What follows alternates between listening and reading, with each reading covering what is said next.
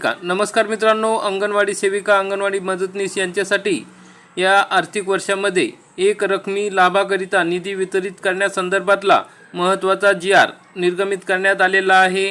तर अंगणवाडी सेविका आणि अंगणवाडी मदतनीस यांना आता हा एक रकमी निधी वितरित होणार आहे। तर जी.आर. मध्ये काय माहिती आहे सविस्तरपणे जाणून घेऊया। आपण या ठिकाणी बघू शकता, सन 2026-27 या आर्थिक वर्षामध्ये अंगणवाडी सेविका व मदतनीस यांच्या एक रकमी लाभाकरिता निधी वितरण महाराष्ट्र शासन महिला व बालविकास विभाग 5 जून 2026 रोजीचा जी.आर. आहे।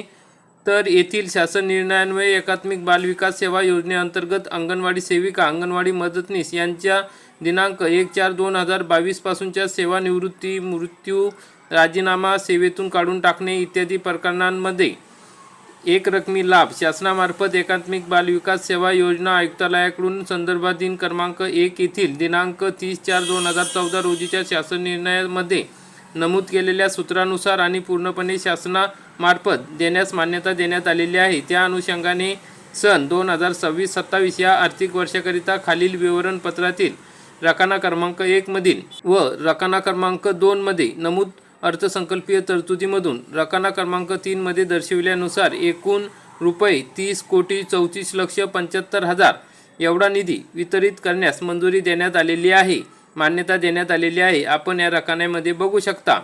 या ठिकाणी एकात्मिक बाल विकास सेवा योजना या कार्यक्रमाअंतर्गत 100% राज्य हिस्सा 30,35,75,000 एवढा निधी आता अंगणवाडी सेविका व अंगणवाडी मदतनीस यांना वितरित करण्यात येणार आहे।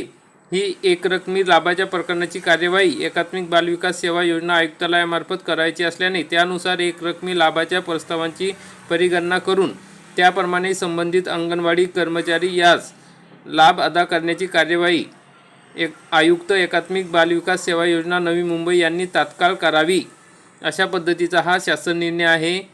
तर मित्रांनो, या ठिकाणी हा शासन निर्णय बघायचा असेल तर www.maharashtra.gov.in या संकेतस्थळावर बघू शकता। तसेच आपल्या टेलिग्राम चॅनलवरती सुद्धा हा जी.आर. बघू शकता। तर अशा पद्धतीने अंगणवाडी सेविका व मदतनीस यांच्यासाठी दिलासादायक बातमी आहे। जास्तीत जास्त शेअर करा, व्हिडिओ आवडल्यास व्हिडिओला लाईक करा, चॅनलला सबस्क्राईब करा। धन्यवाद। जय हिंद, जय महाराष्ट्र।